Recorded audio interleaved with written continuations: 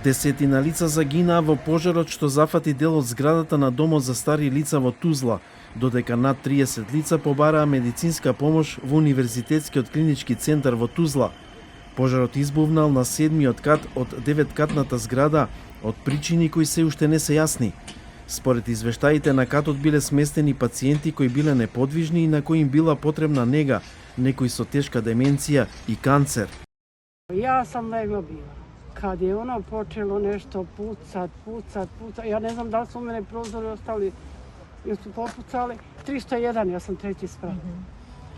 I počelo je nešto, ruši se tamo, vamo, ja sam odmah recepciju znala, nisam mogla dobiti. Međutim, pogledala sam na prozore, dozgor idu sve ovako velike, one rske već padaju. 30 лица се пренесени на лекување во болница, од кои тројца се во критична состојба.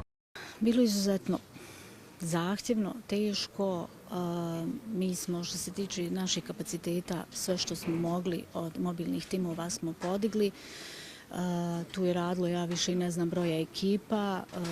Neki su dolazili od kuće direktno ovamo. Zaista je bio veliki odziv mojih uposlenika, ali evo moram naglasiti da je Dom zdravlja otvorio i ambulante porodične medicine, tako da su mogli građani ići i u porodičnu medicinu.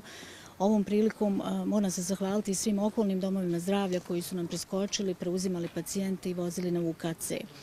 Prema našim saznanjima, ono što mi imamo u evidenciji, 35 je osoba transportovana na UKC. Градоначалникот на Тузла соопшти дека меѓу повредените има и пожарникари, полицајци, болничари и персонал во домот за стари лица. Велика трагедија. И тешко е говорити о томе.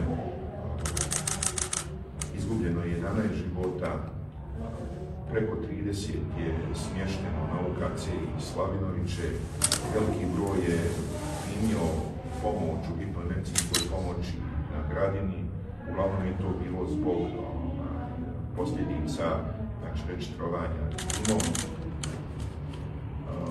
Želim uputiti iskrenu saučešće porodicama nastradalih, poginulih. Директорот на Домот за стари лица во Тузла, Мирсат Бакаловиќ, утрово поднесе оставка од својата позиција. Домот за стари лица во Тузла изграден во 80-тите години.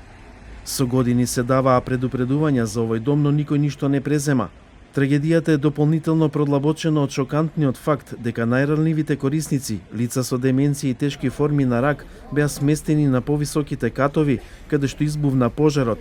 Јавноста го поставува прашањето кој и врз основа на која логика ја донела одлуката да ги смести тешко болните лица на 5-тиот, 6-тиот и 7-миот кат од зградата, што драстично ги намали нивните шанси за евакуација. Корисниците на домот и нивните семејства, како и некои политичари во Тузла, со години предупредуваат за лошите услови во домот за пензионери, но властите останаа глуви на нивните апели и предупредувања.